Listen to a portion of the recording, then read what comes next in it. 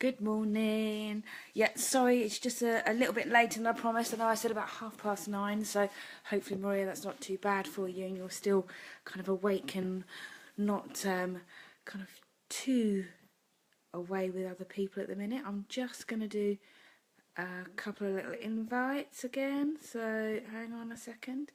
Just let everybody know who we're here. I know there's a couple of people that said they couldn't attend, so that's fine. I know they're working and stuff. So, yeah, apologies for being a little bit late. No huge excuses, really, apart from the fact that, one, I overslept a little bit this morning.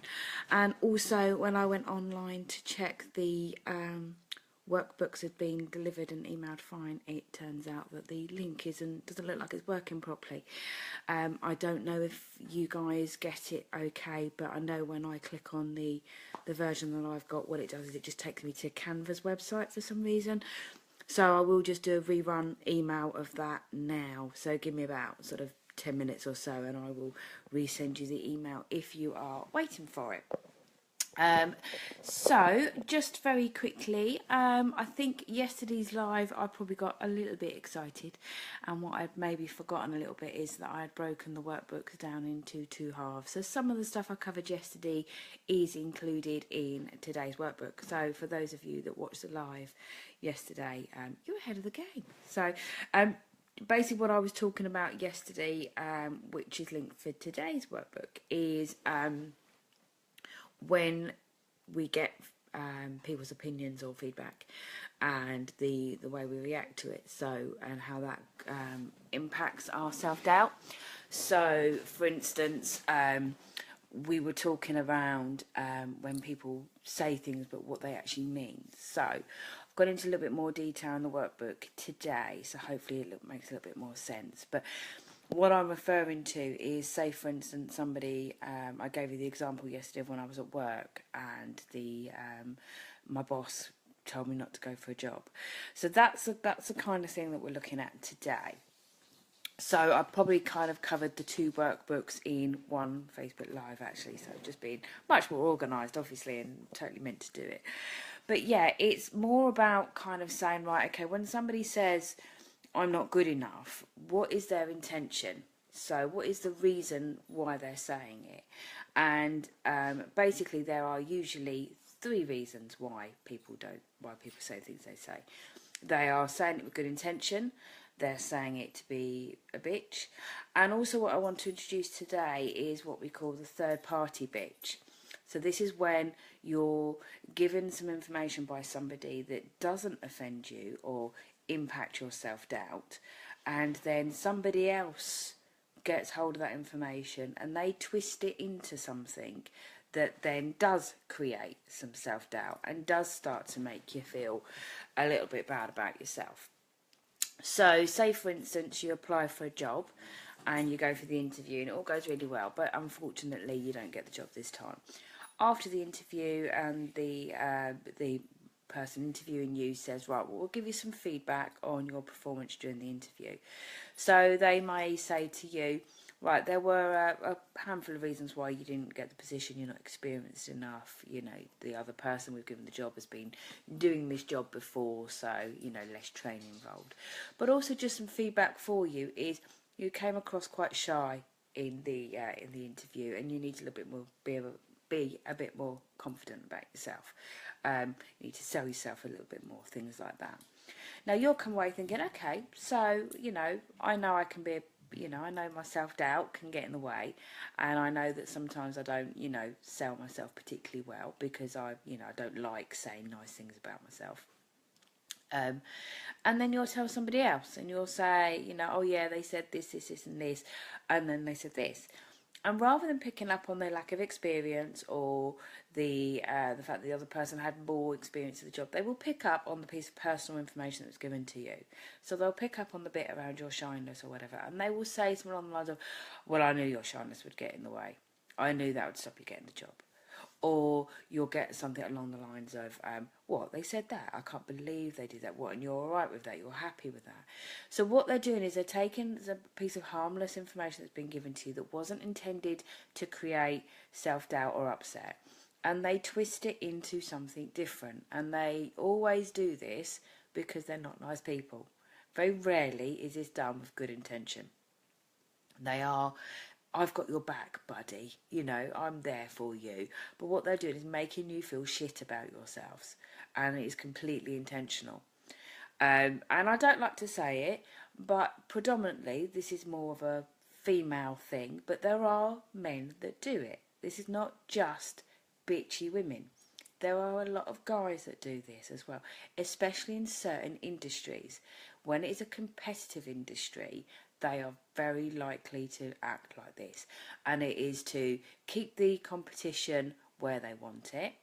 Even if you're in the different industry, even if you're not in competition, everybody's competition in some of these roles, especially things like finance and stuff like that, and sales and things, because they never know where you're going to end up. So if you're looking for a new job, there is a really good chance that at some point one day you are going to end up in sales. I'm just going to move out the light a little bit. So there is a point somewhere where you may end up being in competition with them, and they don't want you to be somebody that they have to fight against. So, God, I went from yesterday being in the dark to today being too bright. So, hang on. Shan, could you shut that door over for me, please, darling? Just see if that blocks out some of the light. Ah, that's better. So, what we've got is this kind of competitive nature. And in women, it tends not to be so much of a being competitive. It's just that sometimes women aren't very nice people, and sometimes they're just bitches, and that's just life and how it is. They learn it at school, they get away with it at school, and it stays with them into adulthood. Unfortunately, those girls that were nasty in the playground growed up to be nasty in the workplace. Some of them sort themselves out. Some of them, you know, like we said about learned behaviour yesterday, they will meet a nice guy and they will have children and they will find a new way round things, and they change. Or they get into a different group of girls where actually their nastiness they don't get away with, and these new group of girls will put them in their place and they learn new behaviour. The behaviour like a total cow bag isn't going to get very far, and they change. But quite often, people that acted nasty and acted like this at school will grow into adults that still act like this, and unless they're put in their place or they learn new behaviour, they will continue to act in old behaviour because they've learnt nothing new. So, you know, you see it at work, and you know, I am going to be covering in one of my Facebook lives on the group in a few weeks' time about workplace bullying, because there's a lot at the moment about school bullying and stuff, and I think it seems to have been forgotten that actually adults suffer this hugely as well, and there is a lot of adults that suffer with a bit of bullying at work, and so I want to cover that a little bit as well. But staying on track. So, what this workbook for today is about helping you to understand how you react differently. Now, I haven't put in lists of phrases and words to use because you could be there forever. But what you've got to do is think about your positive, negative reactions. So, it's very simply, it's taking a negative word and creating a positive out of it. So, when you're told you can't do that, then your change of that phrase is you can't do that at the moment. And what you're doing is you're adding a positive impact to it. So it's not you can't do it, it's you can't do it right now. And actually, you might not be able to do it right now. And that's fine, like we discussed yesterday with, you know, me climbing Mount Everest, which is never going to happen. You know, it's about saying, okay, they're telling me what they know with the information they have right now. Not what the future could hold, not what's in me, how determined I am. Now, I don't know about you, but I suffered years with self-doubt, and I know lots of people say, you know, I'm quite confident on these lives and things like that, but you have no idea. Some of the people on the group that are my friends and my family will know much more about the amount of doubt that I went through for a really, really long time. And it's only when I got poorly that I really started to push myself in a different way and really start to change negatives to positives, because negativity and stress caused me so many problems. I had to really work hard on finding a way to make angry or aggressive situations not aggressive so that I didn't suffer for them. So I've learned over the last 5 or 6 years, a great way of building my confidence and knocking the self-doubt down. I never would have started my own business a few years ago. I've wanted to do this for 10 years, 15 years, because I loved coaching. As soon as I got qualified in coaching, it was what I wanted to do. And for years, people said, oh, you should go on your own, you should do it yourself. No chance. There was no way I would have had the confidence to leave my job, set up my own business and coach people. You know, I coach people because I loved coaching, and I was always amazed at how well people did out of it. You know, I really doubted myself, even though there were lots of people that did well from the coaching and told me that I was great at it.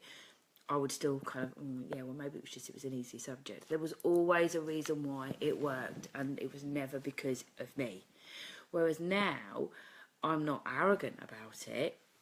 And you do have to be careful, a line between confidence and arrogance. Nobody likes arrogance. But you need to be able to say, what am I good at? And there are things you're good at. And we don't allow ourselves to think of those things. So you might be a good cook. You might be a good parent. You might be a good partner. You might be really good at, I don't know, cleaning the oven. It doesn't have to be third world resolution type things that you're good at. But you are good at stuff. You just have to find what they are. And then you have to find the words around that support you. And words that you kind of go, yeah, you know, that's going to help me. Oh, hi Dave, how are you? So, you know, there is no way that you can just wake up one day and go, yeah, I don't doubt myself anymore. It's hard work, and it is constant work. And you have to keep doing it, to keep reminding yourself, because remember, this is a learned behavior. This is almost part of your personality now, because it's in your brain. Your brain has decided that you don't think highly of yourself, you're not confident, and you don't think a lot of yourself. And you have to turn that around in your brain by going, not anymore. Now I do. Now I do love myself. Now I am good at stuff. I put myself out for people. I'm a good person, and I'm going to start to feel confident about myself. And you can do it. You just need the tools to do it. And the biggest set of tools that you need is you. And the second set of tools that you need is some positive words.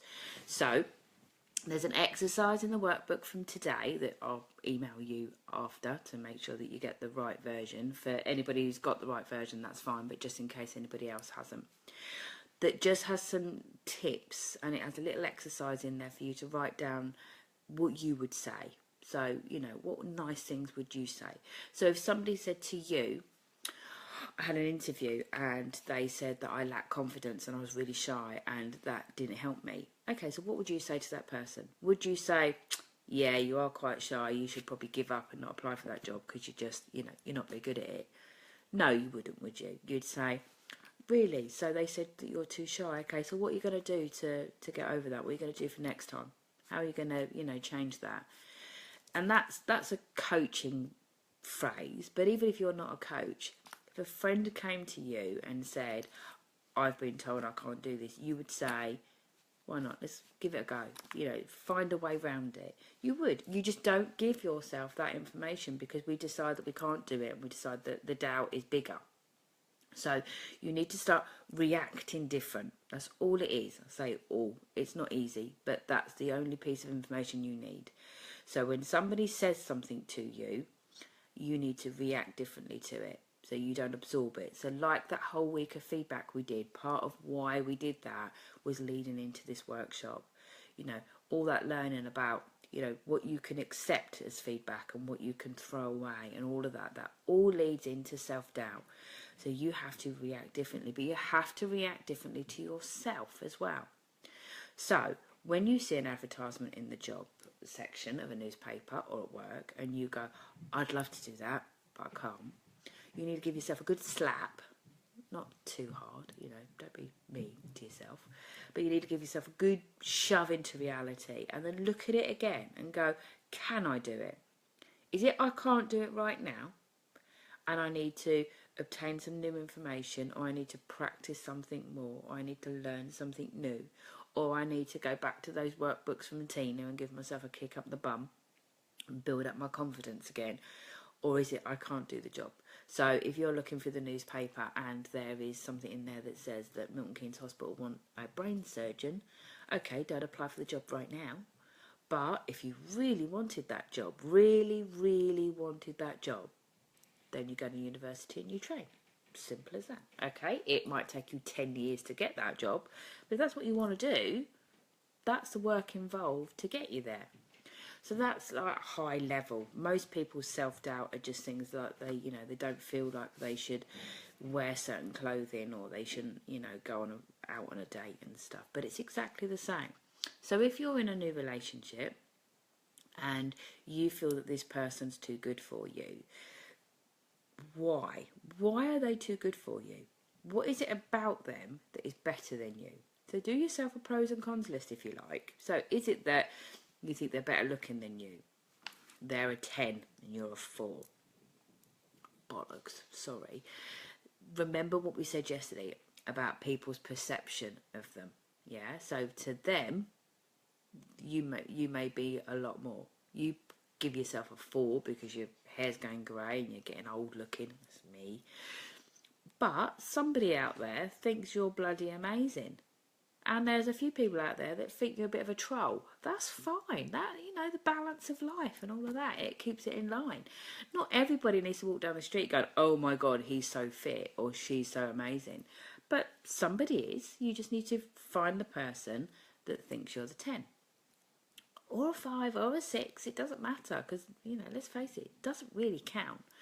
But if you're saying that, oh, they're too good for me because they're too good looking. No. In your opinion, they're really good looking. They might have exactly the same doubts. They might doubt themselves just as much. They might be looking in the mirror every day thinking, oh my God, I've got old looking. I can't believe she's with me. And that's, that's the crux of it. Self-doubt is not real. It's not the truth. It's just your perception. It's what you tell yourself. So you need to tell yourself something different. And that's it. That's what it is. So the exercises in the book today are about helping you to find new ways of speaking to yourself and find new ways of talking to other people. So when you have got somebody saying to you, you can't do that, you come away with, they said I can't do that right now, because it stops it sitting in there and festering and creating this doubt. But also what it's doing, it's still keeping the feedback, which you might need and might be true, but it's adding a when can I do it to the list. It also will help you to work out who's just an absolute arse and who you should completely ignore. So that's fine, because then you can just ignore those people. And then it's helping you to work out who your third party bitches are and how to ignore them too, because their opinion is nothing. They're just nasty people. So I want you to look a little bit into things like, what would I say? So every time you're given a piece of information that hits your self-doubt, or every time you say something to yourself around your self-doubt, I want you to stop and then think, what would you say to somebody else? Because let's face it, most of the people in this group are parents, children, and good friends. So every one of you in this group will at some point have been asked some information and asked an opinion on something. What do you say? So unless you're one of the bitches, which I doubt because I don't tend to be friendly with people that aren't nice, but if you are one of those people where you would say to somebody, oh, you need to give it a go, what's the worst that can happen? What if it's really great? So there's the old saying of what if I can't, what if you can? And there's a post I'm going to put on the group in a little while, which I love, which says, what if I fall? And it says, yes, darling, but what if you fly? It's exactly that. What if? And tomorrow we cover quite a lot about what ifs, which I'm looking forward to. And that will give you a little bit more, if you're struggling on today's, a little bit more help in how to do that. Also in the workbook today is my state management. So state management is a bit of NLP, and it's a circle, and it's the way we behave is the way other people react. and the way other people react affects the way that we behave.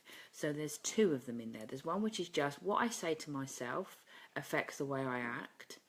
So if I'm going out for a night out and I look at myself and I think, I look really nice, I really like this dress. So for my birthday on my 40th, I was really nervous because I've not been well for a while, and I thought it's just going to be really crap because I'm not well, and my hair was going grey, and I just felt really old, and you know, all my nieces and nephews and stuff are all at that age, and I just thought, God, I'm in that next generation now. I've become that person.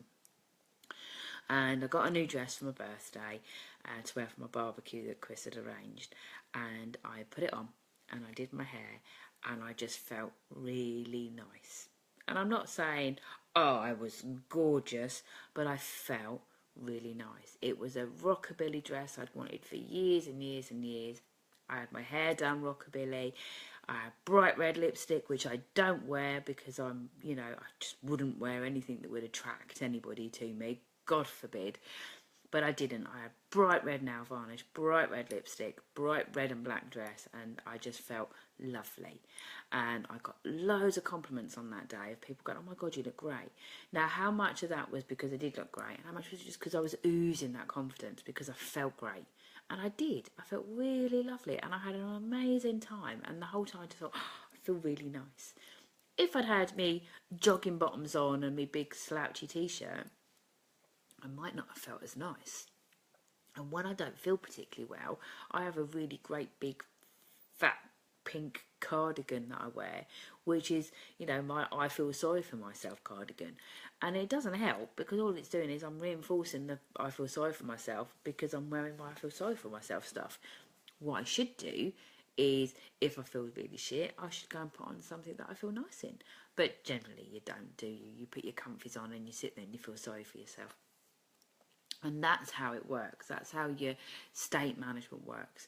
The way we behave is what we say to ourselves. So if we wake up and we feel crap, we will say to ourselves, you look crap. Because you've told yourself you look crap, you now feel crap. Because you know you feel crap, you act like you feel crap, which means that the whole day at work, every time anybody asks you how you are, what do you say? Feel shit. All of those kind of things. You are reinforcing yourself. You're telling yourself that there is, that you're crap, and then so you act crap, so you think you're crap, and we're going on and on and on. But basically that's it. And that's the same in every situation. I can't cook dinner shit. It just keeps going round and round and round. Now, the next page takes that into a second level, which is, okay, now you've told yourself you're rubbish and you've made yourself feel rubbish. Now you're doing it to other people. And you will, because there's a great thing that I do called the mood frog, which I'll go into in much more detail another time. But you have now started carrying around the mood frog. You are the mood frog. And what you're doing is you are making other people feel bad about you. Not about themselves, but about you. So you get to work or you go to a wedding or whatever it might be. So let's use an example of feeling fat, okay? There is nobody on this group who is fat, so we use that as an example. So you get up in the morning and you think, I feel fat. So you put on a great big oversized dress or shirt or whatever, and you think, oh, I look fat. And you go out for the day and you go to a wedding or a party or whatever, and you meet somebody and they say to you, oh, you look lovely. Because let's face it, everyone wants to be nice. So even if you look like an absolute heifer, most nice people are going to say to you at a wedding, oh, you look lovely. And you go, yeah, but I feel really fat and I look fat. And it's all said with the grumpy face, and then they go, oh, okay. Fine. And then they're like, oh, back off. That person's a little bit in a good mood. So they walk away. Are they going to come back and talk to you later? Probably not, because you're quite aggressively grumpy and they don't really want to be around you because you're not in a good place. So what you've done is you've alienated yourself now, and then what you'll do is you'll say, nobody spoke to me all night and I didn't even call or anything because I'm really fat. No, it wasn't the fat bit that stopped people talking to you. It was this telling people how rubbish you are or how awful you are. That's what stopped people talking to you. And it's exactly the same at work. If you go for an interview and you sit down and that interviewer says to you, okay, so tell me your strong points, and you haven't got any. I'm rubbish. I lack confidence. My timekeeping's not great. I can't really do my job. I'm surprised I'm still employed, actually, because I'm so rubbish at my job. They're going to be going, oh, okay, do you think they're going to give you the job? They're not, are they? And then they'll say to you, yeah, we didn't give you the job this time. And then you're like, yeah, see, I told you I was rubbish, that I didn't even get that job. Well, no, you didn't get that job because you told them you were crap at everything. That's why you didn't get that job. So you need to start believing in yourself. And I know you're doing this workshop because you don't believe in yourself. And the levels of how much you don't believe in yourself will be different for everybody. And some of you will be just a slight little thing that raises its head now and again. Other people will be completely... Sorry, I just had a phone call. It'd be completely debilitating in your life. So it is about kind of saying, you know, how much does this affect me? Which is what we covered yesterday. You know, what is it stopping you doing? Depends on how much of this you have to do. But that's it. That's all it is for you. It's about changing your mindset, changing the way you believe in things. And I will cover some more on mindset and mindfulness, maybe on this course, maybe on a different course, because mindset and mindfulness is a huge subject. It'd be like trying to fit NLP into 10 minutes. It just wouldn't happen. But it is about, you have to believe in yourself, because if you believe in yourself, you act like you believe in yourself. If you act like you believe in yourself, other people believe in you. If people believe in you, they say things to you to show that they believe in you, which means you believe in yourself, which means you say that you believe in yourself, which means other people believe in you, which means they say things to show they believe in you. Do you see where I'm going here with my circle, going round, around, around? If you say mean things to yourself, then you cannot expect other people to not agree with you, because you know you best. So if you say to people, I'm a horrible person, then people are going to go, okay, yeah, you're horrible. Because they're not going to try and prove you wrong, are they? They're not going to become your best friend and allow you to be horrible to them. They're going to accept what you say as being true. So you're not a horrible person, you're a lovely person. And then people go, oh yeah, he's a lovely person. And then they go to other people, yeah, he's lovely. And then you start to believe it too. And over a course of time, you become a lovely person. Although most of you already are. You just don't see it yet. So think about the things in the books, yesterday's and today's, the things that are said to you all the time. So things that make you doubt yourself.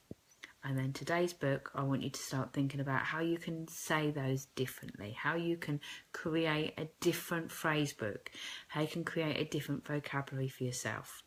So instead of I can't right now. Instead of I won't right now. I won't because. Yeah, it's about just giving yourself a different set of phrasings.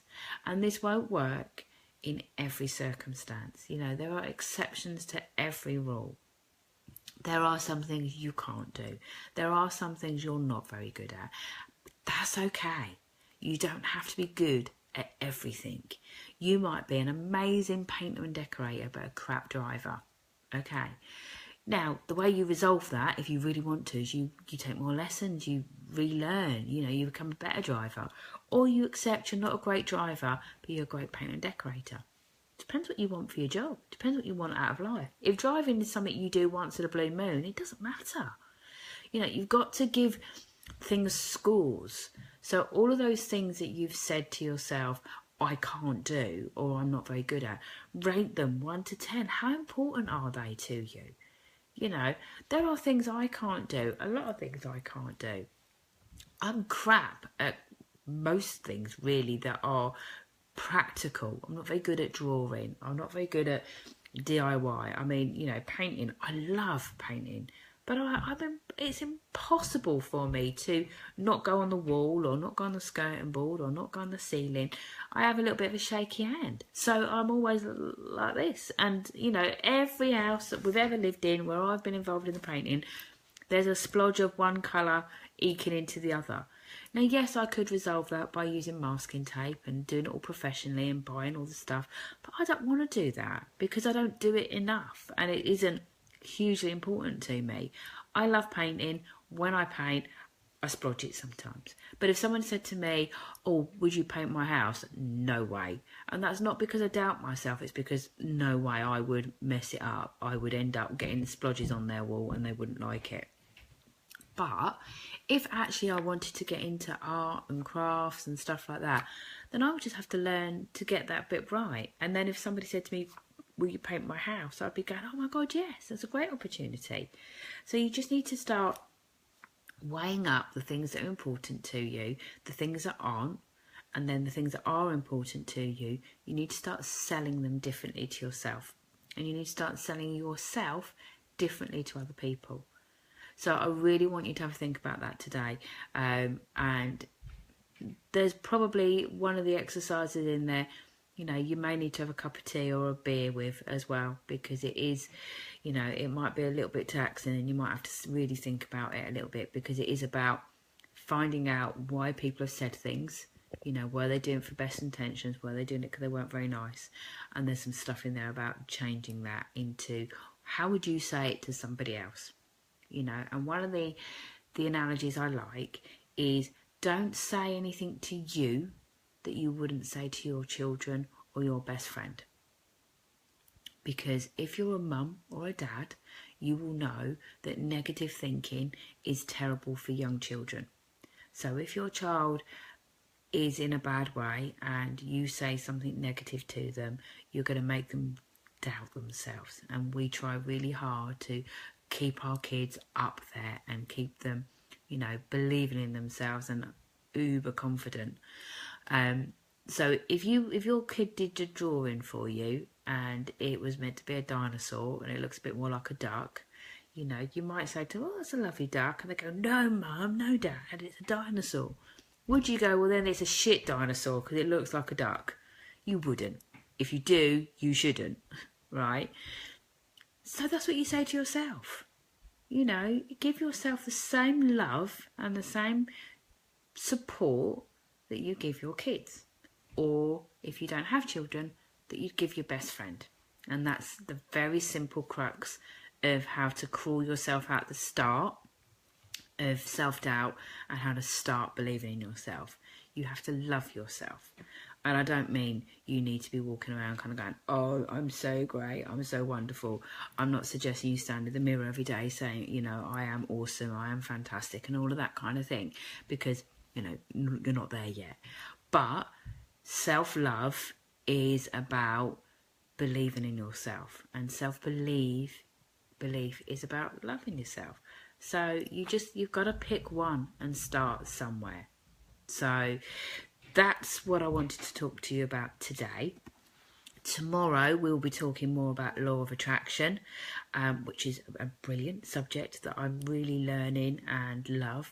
And it's about, you know, what you want is what you get. You know, so if you think positively, you get positively. So I'm going to spend some time thinking about being a millionaire, and that's what's going to happen, hopefully. Yay, let's see. So we'll talk about law of attraction. I'm also going to be introducing a butt kicker. Very exciting. So look forward to that. And we're going to be doing some journaling, which I know some of you will really love, and some of you will be going, oh my God, but it's good and it is needed. So, right, I will see you tomorrow. Take care. Bye.